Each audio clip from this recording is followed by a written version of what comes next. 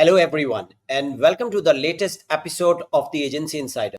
I'm your host, Navneet Kaushal, CEO of Page Traffic. And today we have a special guest with us, Stephen Khanna, the head of English markets at WhitePress. Stephen is a renowned expert in content strategy and digital PR, and he has a wealth of experience in sales and SEO.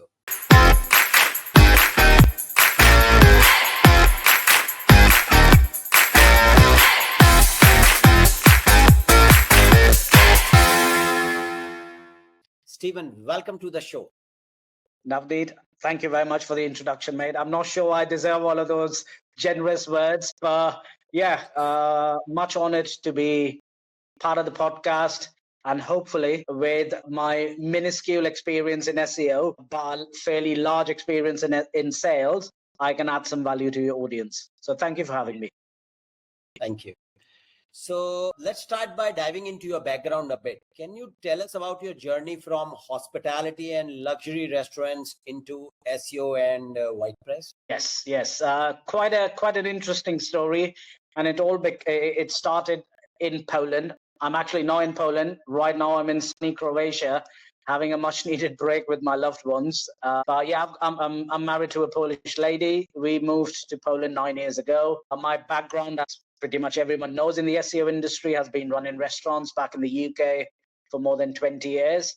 And then once you move to Poland, which is clearly a non-English speaking country, there are not too many choices left for blokes like myself, expats who move there. So I then started teaching English, did that for a bit, got back into B2B sales again. Surprisingly, we've got this very small expat community in this town where I live, and it's called the language exchange community.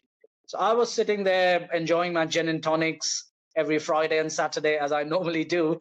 And my boss at WhitePress, Tom Demansky, who's the head of international growth, he was there. We started talking. He texted me a couple of days later that if I'll be interested in SEO and link building.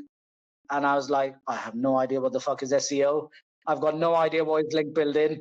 I still went in because I was looking for a change.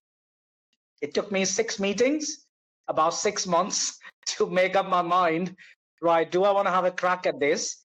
Because for a normal random Joe walking down the street, you can't explain in a clear manner what is SEO. People like you and me know exactly what's happening, but even till day, people have got no idea what is SEO, and they all end up saying, "Oh, so you work for Google, is it?" And I normally go, just to cut the conversation, yeah, we kind of a subsidiary arm of Google. So he offered me the job.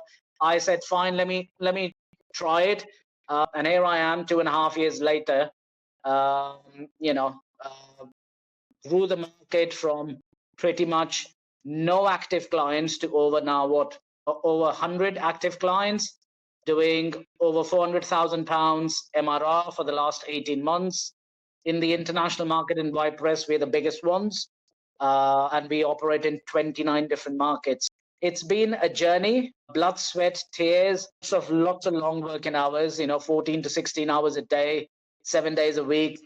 And my wife just used to pull her hair out that at 4 a.m, I'm responding to emails or text messages when my phone, buzzes. But I think very quickly I figured out that was needed, because within the space of guest posting, niche edits, content writing, a little bit of digital PR, the industry or this specific sector it's a rat race. There's so many people out there. How do you stand out while offering the same strategy, pretty much same inventory of websites, pretty much similar style of content?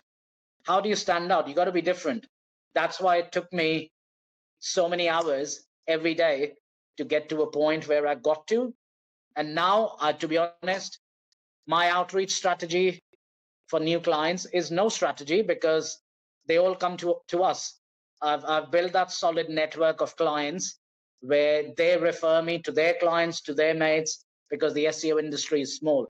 But yeah, I'd love to kind of take more questions from you and probably answer them in a more structured manner. So how did your experience in hospitality translated into success of SEO? Yeah. How did it good question. Yeah. To be honest, it wasn't that easy. And there are two reasons I say that. Is very quickly within month two, I figured out, because of the way the industry is. Yes, it does require hard, but then there are not too many people within the industry with my diverse experience. With what we used to call it in our restaurant world is, how do you quickly qualify a lead, or in our terms, a customer sitting on one of the chairs in our restaurant, to try and see what's the worth, what's the value. And I know a lot of people don't value the restaurant industry experience a lot, but trust me when I say this, half of my workforce in WhitePress right now who work for me, they're all from the restaurant world. We're all street smart. We have the ability to read people really quickly. We read situations very quickly. We're on the ball. We consume a lot of knowledge, and we pivot and we shift based on how the industry changes extremely quickly. But we're also very good with delivering what we're promising. And that comes from the world of restaurants, which is, again, so competitive. As you probably might know, 95% of the businesses worldwide which close within the first 6 months are restaurants. So if you're successful in that cutthroat industry, to be honest, any other industry seems fairly easy. And then the second part, which I wanted to say, everyone complains within the world of SEO. People are really good with their SEO knowledge, whether it's link building, link velocity, diversification of your anchor text and all of that, niche relevance links. But they're not very good at sales. They're not very good at talking to people. And I think at the end of the day, we're all dealing with people no matter what service or what product we're selling. So my motto has been standard from day one, is quite simple. Get them to like you. If they like you, they'll trust you. If they trust you, they'll give you their business. It's a simple mantra for me. Right. I think that's good. And you are absolutely right. People, SEO tends to be more techie, introverts, usually not cut for sales. I would say it's same for myself as well. So yes, that is absolutely true. But this is an interesting thing. I never thought, somebody from restaurant, and you said so many people move from restaurant to work. So Yeah. Because for me, I tested my approach on myself. It worked. And I was like, right, which other diamonds in the restaurant world are struggling to get weekly hours in their restaurants, but I'm sure they're going to smash it in the link building space. Gave them a call. I said, mate, it's a proper contract, because the restaurant industry is bastardized. Waiters are treated like shite a lot of times. So what we really need in any sales sector, let alone SEO, is people who've got a fantastic sense of humor. They're really good with their words and the language they use. They're very quickly able to read situations, right, and they're able to impress people. And I know the next thing I'm going to say is very cliche, but I think people don't do it enough, which is first impressions are last impressions. I'm an old-fashioned guy. I'm not a spring chicken. I'm 48, probably crawled out of my cave. But then some universal truths which exist within the world of SEO, right, I have always stuck to my guns, because I've spent a good amount of time, running businesses with annual revenue targets of £63 million back in the UK, running teams of upwards of 63 people, which is kitchen, restaurant, bar, and all of that.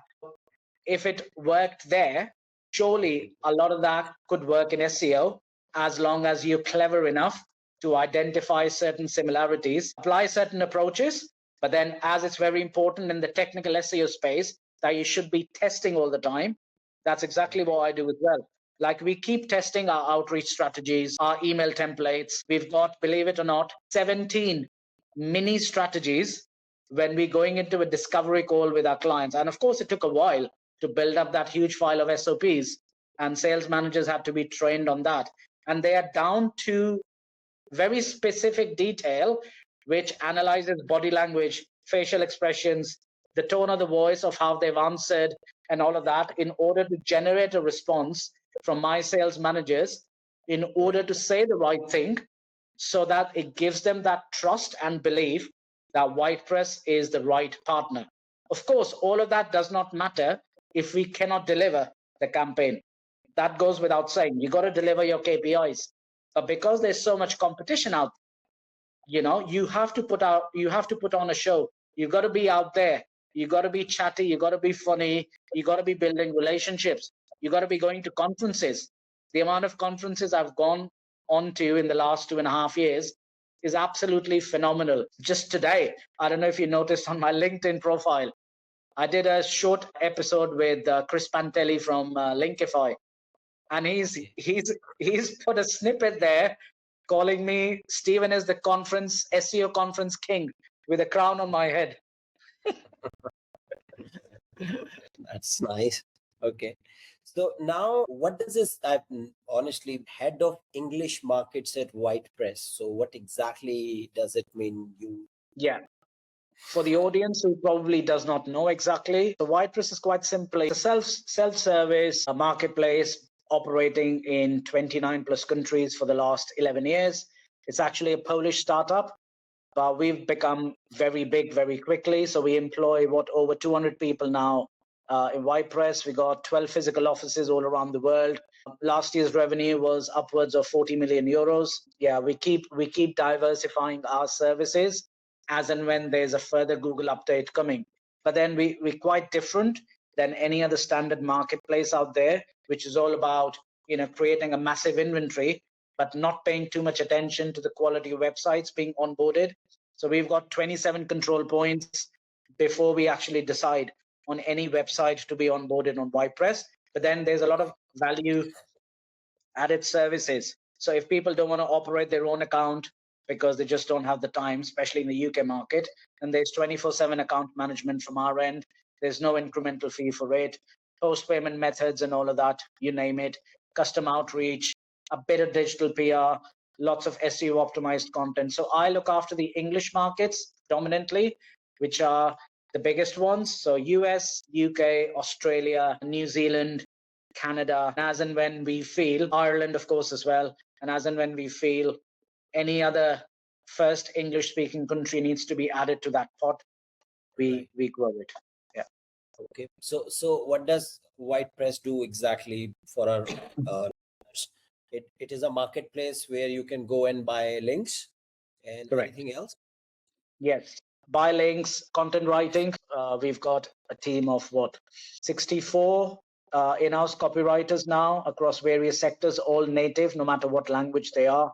So we do lots of content writing as well. We've just added on new services, which is very white hat custom outreach, like link packages, so to speak. So we've started that. We've also started doing, and I'm sure you know about that, power posts. So we, rather than a guest post, which sometimes does not really get any traffic, what we're trying to do is when someone comes to us with their link building query and the URLs they want improving, we try and target long tail keywords with enough search volume. And then we do NLP optimized content. We post it on strategic websites, fire it up with some tier 2 backlinks, lots of social engagement. So we start ranking those target pages on those specific long tail keywords. So there's a quicker ROI. We've done several case studies. So anything between 4 to 6 weeks only, we've seen results of people, ranking for those long tail keywords, which clearly then gives a better ROI and a quicker ROI for people rather than standard traditional link building, and which could be anything between 6 to 12 months when it comes to moving the needle. So what you meant to say is somebody subscribes to you, you post those write-ups on third-party websites. Correct. And then they link back to the client websites, and those links, of course, those posts have call to action and everything, and link back. So you find that much more beneficial. 100%. That's especially after all the havoc Google has caused this year with all the updates and all. So this seems to be the next best thing. We've got a large testing team in WhitePress. So when the first update happened this year, we quickly hired 4 more people in our testing team. So it's a team of 12 now. And we then, because we'd heard about these guest posts on steroids kind of thing. And we obviously own our own websites. We got our own inventory. We did lots of testing there, and very quickly it moved the needle. For example, for your audience, for yourself, if you type in Google right now, the best SEO salesperson or best SEO sales guy, you'll see my name coming up there. I even own a snippet there, which is crazy. So we've done all those testings. We've tested it on our own inventory, but we've now launched it in the English markets. Obviously, it's not as cheap as, getting guest posting on any third-party standard website, because this requires a lot more work. Needs carefully curated content, then finding the right niche relevant websites, then of course the social engagement, the tier 2 backlinks, which have to fire it up. So it takes a while, but then if you measure it over a 12-month period, it's far more cheaper, but far more beneficial, because more clicks equals to more leads, equals to more revenue. So then people are happy investing that. Okay. That's something new. I have not seen many agencies doing it, but yeah, seems like a unique and a meaningful approach to me, at least, keeping in mind the Google updates keeps on coming up. Right. Now, so my actually next question, you almost answered half of it, because my question was, with Google's algorithm constantly evolving, how does WhitePress stay ahead of the curve and ensure successful deliveries to the client? So one is this. So is there any other changes or any other offerings you did or do based on the Google updates? Yes. So very important internal change we're doing. So we almost towards the end of building an internal tool only for WhitePress, in order to quickly identify websites across multiple languages who are open to the idea for guest posts or link insertions.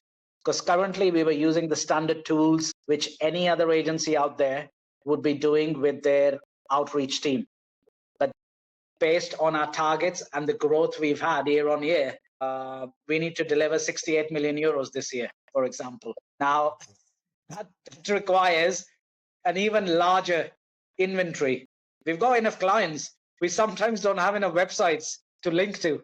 So what we're doing is, we're almost to the end. Never seen before outreach tool, which will scrape the internet, scrape the entire data, and bring us websites which will be delivered to the outreach team. So we did some testing, and in terms of conversion ratio, it improved our conversion by 37% compared to standard methodology, and it cut the time down.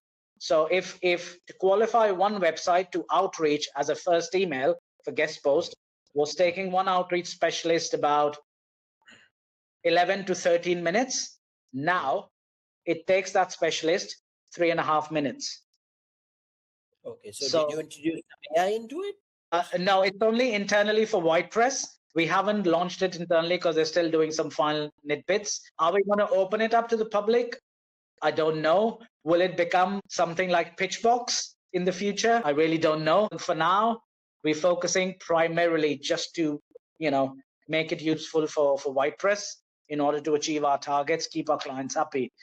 So yeah, that's another big change which is going to happen, which hopefully will keep us ahead. Apart from, as I said, we've started doing digital PR, the link packages, which is the White Hat manual outreach, which is part of our platform now anyways. So yes, we're diversifying. We want to be the one-stop shop when people think of links and people think of link building, not just guest posts and link insertions. So yeah, that's the biggest change. So, I mean, of course, you've been working for 2.5 years. So over these last few years, how has the link building landscape changed? Of course, it has changed, no doubt. And what are your go-to link building strategies now in 2024 for different type of businesses that are still effective? Yeah. We've had occasions since the updates where our older clients still want to keep the link velocity and link acquisition at stupid levels by leaving a very strong footprint. So we've actually stopped doing that at all because we don't want to burn the client's website. So there was a time before the updates, our standard client would be doing 20, 25 links, but with some link diversification. So we'll have about 90% do follow, 10% no follow thrown in there, various DAs and DRs, anchor diversification as well. Before the update, we used to go slightly more riskier. For example, our biggest client always wanted their anchor text in the first paragraph, and they give us $150,000 every month. So we stopped doing that because that's playing with fire now. Link velocity or link acquisition speed, we've dropped it now to 10 to 15 links every month. And we're also very careful when those links should go live within a 4-week period. So the less of a footprint which is being left, the better it is for the client. We've done that for sure. Within all the sectors we cater to, gambling and betting clients, they still don't seem to care. They just want those quality links for obvious reasons. For them, it's right. Get more eyes means people will invest more money. So even if they end up losing an X URL or a specific website, considering it's a group of casino sites they manage, they're happy still burning that website because the ROI or the return on it would be X, 5X, 10X. But any other sector, we've told them to be very careful with this, but also the niche relevance, and every link building agency talks about it, but it has become really, really tough. When now they talk about niche relevance, the amount of checkpoints they need to do, our clients, when we send them sourcing is just unbelievable. Like, they've got so picky over everything with the style of website. It got too technical. And those are times then we need to tell them, I said, guys, with this speed, there's a limit to the websites out there, so you either don't do link building, and I'd recommend you go and start spending money in performance marketing. Don't invest, don't waste your money then, because this way you're not going to get anywhere, so is there risk in when people use marketplaces or even, guest posts, whether it's paid or not paid? There's a risk in everything. During the Google updates, people with legit websites, fantastic quality content, even they got burned. So you can never predict that, so yes, it's more being very careful with which websites we link to. There are a lot more control points which have gone in. As I said, as a one last line, casino, betting, gambling clients, they don't give a shit. They still continue. So it says that more clients in the US or the SEO agencies in the US believe in on-page SEO. They believe lesser in link, and more of the UK guys believe in backlinks, leather, and on-page. So I just wanna, do I stand corrected or no? No, you're 100% right. I'm not going to name names here, but we were as a testing ground in order to further penetrate in the US market, because we've never gone to any conference there up until recently. So we decided to, okay, fine, let's invest some money. And I sent a couple of my sales managers in this conference in New York. Okay. The amount of hate we got there was just shocking. It was, oh my God. So there was this one specific occasion where a gentleman comes up, speaks to Eddie, who's my Irish sales manager, very happy chatting, really friendly. But the moment they were about to take a selfie, he realized our background there, which was a WhitePress. And he's like, oh, you're all about the links and the marketplace. No, I don't want to be with you. And the bloke simply ran away. And then the organizers then came up to us and said, guys, yeah, we're not sure if the after party dinner tonight is a good place for you guys to be in. And we were literally kicked out of that event just because we're a marketplace. And we were one of the sponsors. So yes, wow. we've been dealt a harsh blow when it comes to, but I don't know what I'm sure, Navneet, you know a lot more, but I've always been told between the East Coast and the West Coast, and I can't really remember which coast is more link building friendly. Is it the east or the west coast? Surely there's one coast. I think it's more to do with the West Coast. But again, it depends what kind of I mean, I think it's more of the agency. So I have agencies as a client who says no links. I mean, we just want on page, nothing else. They think technical will move the needle.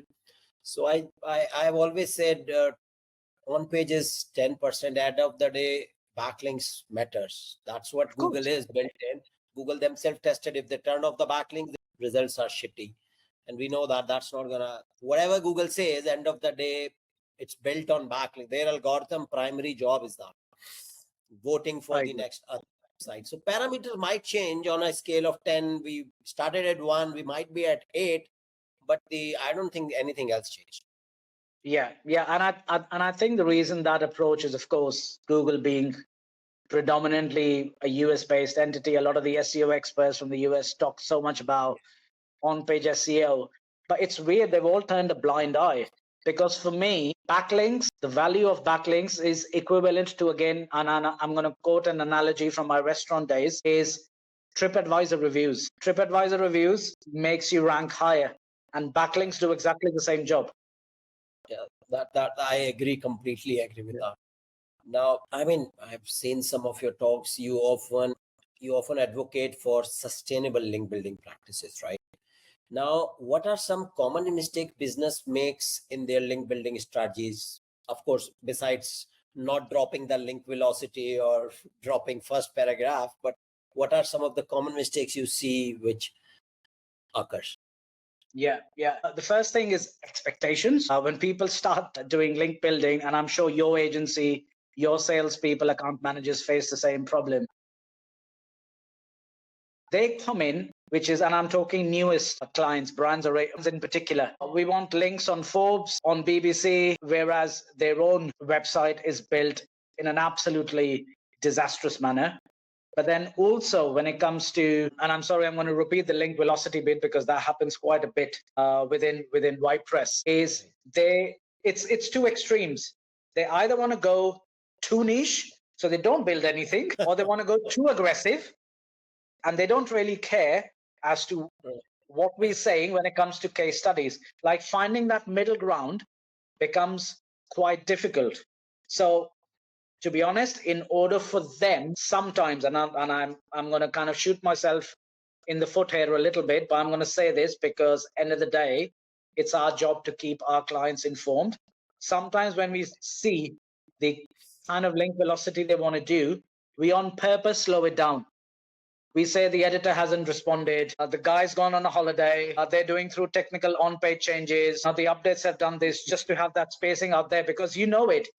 The moment something happens, they come and blame the SEO guys. Oh, it's because you guys, you should have been more aggressive. It's easy to blame the SEO guy, you know. So that's one major factor we struggle in, or the common mistakes people want to do. But also the anchor diversification and the anchor texts they want within the article is just, oh my God. They want to be not very promotional, yet they want everything to be written in the content about them. And they don't want any other external links pointing to any other competitive website, yet they want the best website up there. And the anchor text has to be screaming that you clearly paid for that link in the first paragraph, or even sometimes in the introduction. And I was like, guys, seriously, fuck's sake, listen to yourself.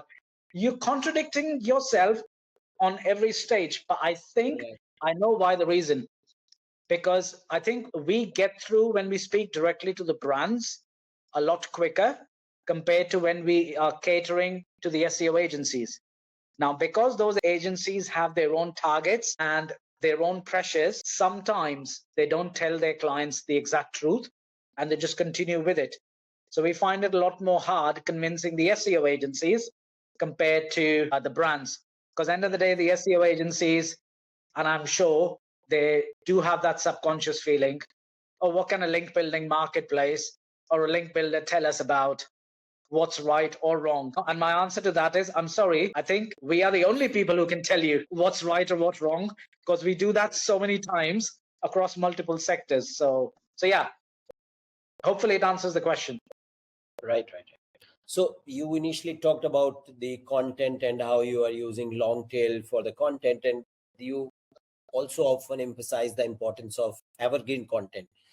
Can you explain to our listeners what evergreen content is and why it's crucial for surviving Google core updates?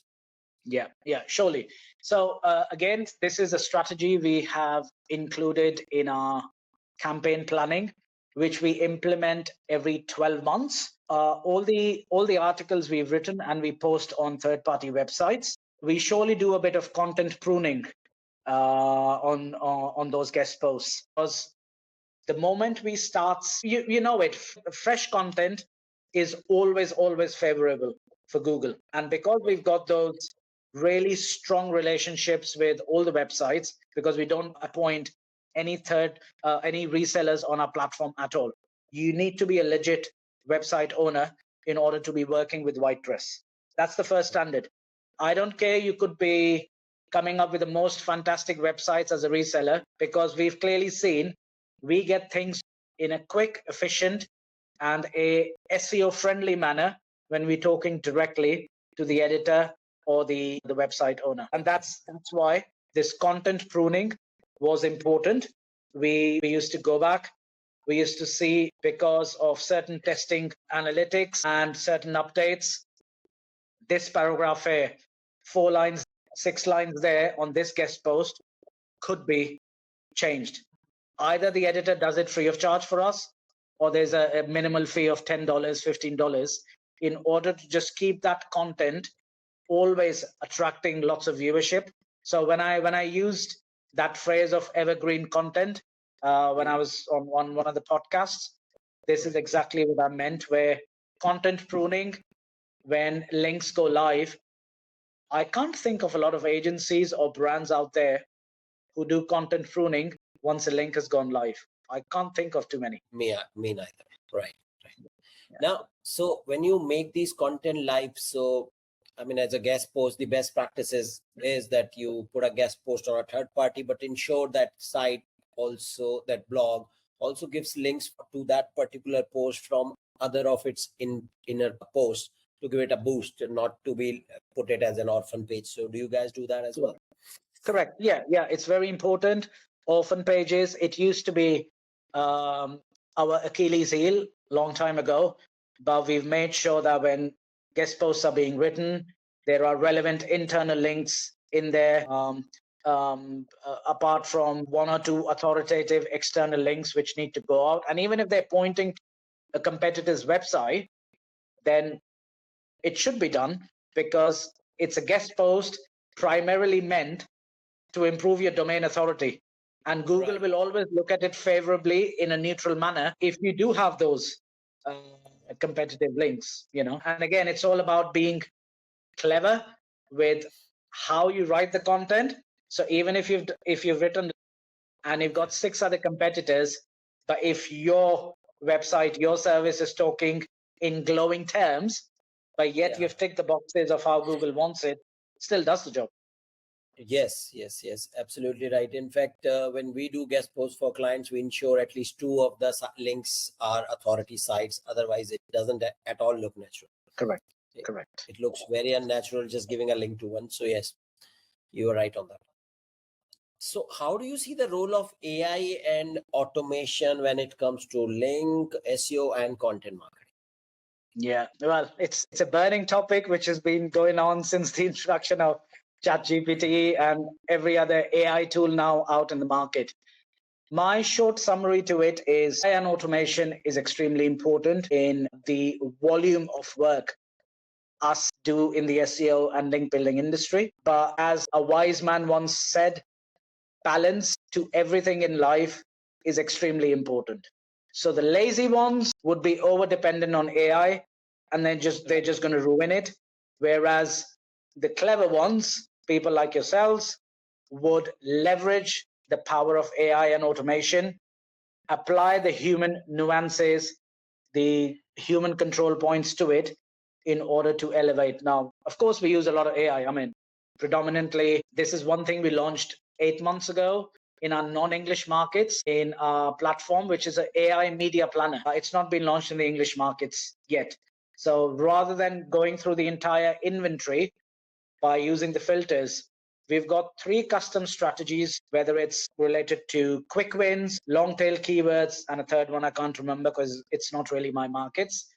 They input whatever data they want, and our platform already curates or shortlists a list of websites for them, and they literally in 5 clicks they can launch a campaign which is 50 sites wide for the next 3 to 4 months, whereas they have to spend easily 2 hours qualifying and looking at all those websites individually. So of course, what we've done is used AI, but we've done it in a way where we listen to our clients, listen to a lot of that feedback, and came up with a further feature on the platform which enhances their user experience. And I think this is exactly how other people should be doing within SEO, internally and externally.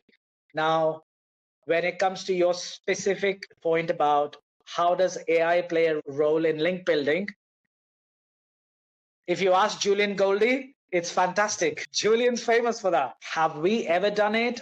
Will WhitePress? Yeah, I don't want to give you a mixed answer here. We haven't tested it. I don't know.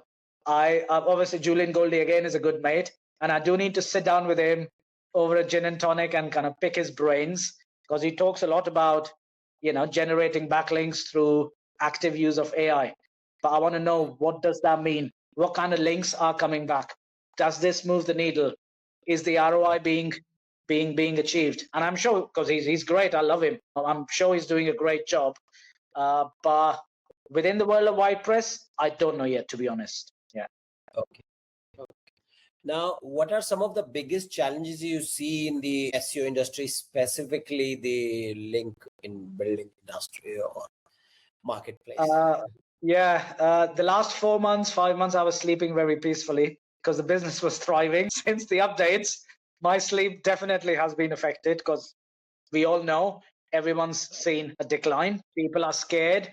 But then, Navneet, as long as there is no further bigger core update happening, I think it'll all come back to normalcy when it comes to investment within link building within the next 2 to 3 months.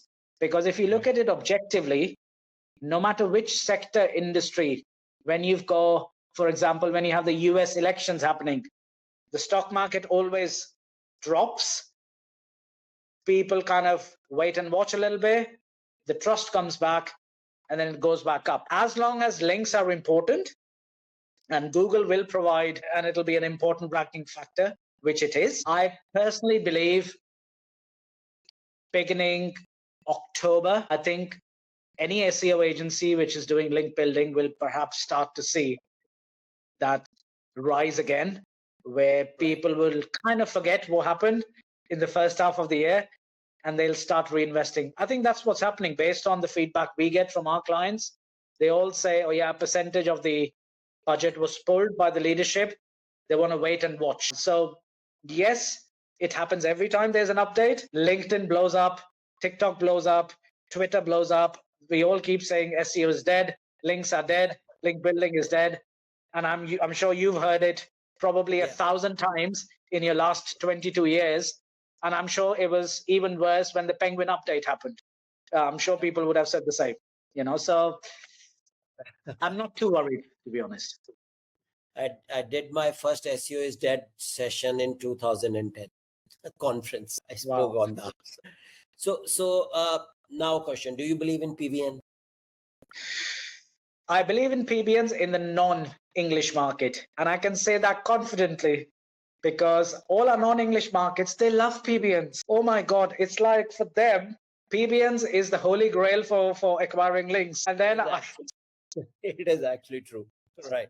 And then I try and sometimes slip in PBNs to my English clients, and they're like, Steve, and they're like, are you drunk? Well, you don't work for WhitePress. What's going on with you? Why are you sending me these links? So I'm actually jealous of the non-English markets. So some of my fellow managers who are the non-English market managers, I said, you fuckers, you've got it so easy. It's all about pricing. You send them anything you want, and their conversion of accepting it is 80 to 90% of the sourcing you send. Mine is 11 to 17% if I'm lucky, if I'm having a good day. So yeah, PBNs still work really well. As I said, WhitePress is predominantly a Polish company. They love their PBNs. Okay. So now my question is what advice would you give to a marketers who are just starting SEO or content marketing? I know not too many will be doing so, but still, if somebody is starting, what advice would you like to give? Yeah. Obviously, consume a lot of content and information. However, every time you come back watching a YouTube episode, reading books, please come back and try and test few things on your own to see if it works or not. And you know it, Navneet. I go to so many conferences and people come back and they talk shit sometimes when in the foyer, when they're having tea, coffees. James Dooley, another good friend of mine, he gets also really, really upset and annoyed of that when someone comes up to him and states an approach which they applied on, whether it's technical SEO, whether it's link insertion, whether it's Power Post, and then he asks them, when was the last time you actually tested it? And then they go, that was like 24 months ago. And then he also says, you shouldn't be going around talking to other people in the SEO community saying that these things work, because clearly you haven't tested it. And that's where all this confusion, whether SEO works or it doesn't work, come into the picture. And I think whether it's seasoned professionals like yourselves, fairly newbies like myself, or brand new people starting in content marketing, I think we all have a very strong responsibility within the SEO community that before we advise something to people, we need to be absolutely sure that we have tested it. Yet, every time we give an advice of what works or what doesn't work, it has to be with a pinch of salt. We can't just go around and keep saying, of course it works. Because no, I'm sorry, tomorrow Google's going to come out and manually target you if you're going on stage talking shit all the time and kind of, chest out. So what I'd say to all the newbies out there, yes, please consume a lot of data, but pick 2, 3, 4 absolute legit SEO experts out there. Korai for me is amazing. Semantic SEO, love him to bits. People like him, people like Dooley, people like Julian Goldie, people like yourselves, where build that connection if you can. Attend lots of conferences or few conferences. Pick 2 or 3 really good ones, and that's one thing I didn't mention it earlier. The power of networking within the SEO community is so important. I've built this entire empire in WhitePress because of going to conferences. If I wasn't going to conferences, I probably would still be struggling doing maybe £40,000 MRR, not 400,000. Because every conference I've gone to, for me, everyone was a lead there. And then it was all about connect, put the hook in, build a relation. And even if you don't do a business, at least you're going to hopefully win a friend in the SEO community who would at least remember you, pass on some valid knowledge to you, but also later on maybe recommend you. All the new kids, be careful with what you watch and what you listen to. Okay, that's an interesting take. So let's shift gears a bit and talk about your personal experiences and insights. What is the most valuable lesson you have learned in your career? Well, SEO career or in general? In general. In general?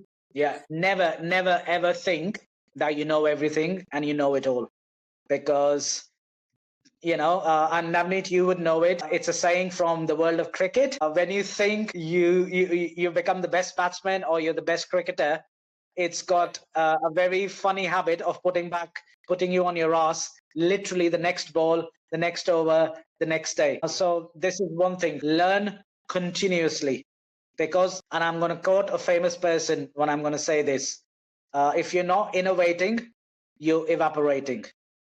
Innovation only happens if you're continuously learning. Your network continues to grow. For me, network is key. Network 100% equals to your net worth. I can guarantee, and my team sometimes is surprised, that every time we run into an issue, even if it's not link building related, but our client has asked a strange question, I somehow seem to know the best person on the planet for that thing within the world of SEO, who happens to be a good friend of mine, is on speed dial. So value every second, every minute when you're speaking to fellow professionals, no matter which industry you're in, because the better relations you build, the more you learn. And the more you learn, the more you'll be able to talk confidently about it, test things yourself, and that's when you come across as a reputable and trustworthy person slash brand. I'm sure, Navneet, you've done the same. When people think of Navneet, they think of the guy knows exactly what he's talking about. He knows SEO like the back of his hand. We can literally take every word of Navneet and trust that what he's saying works or does not work. But that happened through you constantly learning. I'm still sure, even if you know everything, I'm sure you still consume a lot of data. You still learn one or two new things every day. True. And I'm still excited to learn and consume. I still think, and that is everybody should think as a newbie in their field. So that's what keeps you grounded. Correct. Right. Now, who has been your biggest mentor or influencer in the SEO industry? There are quite a few, actually. So I'm going to take 3 or 4 names here. James Dooley and Carl Hudson from Searcheroo, business legends. They just leverage SEO, but I love the way they think. Both Dooley and Carl, extremely sharp. They spot opportunities. So they've kind of very recently mentored me in order to realize a bit more of the potential out there. Charles Float for giving me the time very early in my WhitePress career in order to connect me to certain key people out there, and also to gain more knowledge from him. We've gone out partying several times. Great guy. And then some of the other legends out. Kyle Roof, such an amazing human being, always there to help. Matt Diggity, again, an absolute legend. Quite recently, Julian Goldie, Korai. Every time we meet in a conference, he always talks about, Steve, how drunk you are for you to cause me problems, because he keeps saying, Steve, you know that you're very dangerous for my marriage. Obviously, he says it in a friendly way. And then lastly, the name I'm going to take is our Polish legend here, Robert Nischel. Robert's been really instrumental in, again, helping WhitePress, but also having some really good conversations with me. So yeah, some of these names. And I'm sure soon enough, in the next 6 months, Navneet, your name's going to be on that list as well. That's so kind of you. So how do you keep yourself updated in this world of digital marketing or SEO? Do you read anything specific, or how do you keep up to it? Yeah, so I do about an hour and a half in the morning, and then 2 hours in the evening every day. I watch all the channels, all the podcasts out, whether it's Julian's, whether it's Charlie's, whether it's Cal Kango, whether it's yours, whether it's Ferry Kashoni, a lot of that. I don't like reading a lot, but I like watching what they're saying and then looking at the case studies when they. So yeah, that's pretty much for me every day. If I don't do that, I feel I'm already behind a week. Okay. So you're not into book reading, so I won't ask you any books you recommend, but any websites you recommend? Books, I mean, it's not that I don't read at all, but Steve Todd's book, for example, that's amazing. Charles Float keeps publishing. I think there's one which he did talking about AI strategies recently, and I seem to forget the name of it. That was the one I read recently as well. Also, Jason Hennessy's, the award-winning one. Who hasn't read Jason Hennessy's book? So yeah, these three spring up. Okay. Okay, with that, we come to the end of this episode. I took a lot of your time, and thank you, Stephen, for sharing your insights with us today. It's been a pleasure having you on the show. And finally, where can our listeners find more about you and your work? Yeah. First of all, yeah, thanks for having me. Easiest way to find me is just connect with me, follow me on LinkedIn. I'm quite active on LinkedIn. WhitePress's landing page has my contact details there as well. But I'm sure you'll find me in one of the after events in one of the SEO conferences. There's a reason why I'm called the SEO Conference King, is because I go there for the parties in particular. Right. Okay, thank you very much. And that's all for today's episode of the Agency Insider. Thanks for tuning in, and don't forget to subscribe and leave a review. See you next time. Cheers, guys. Thank you.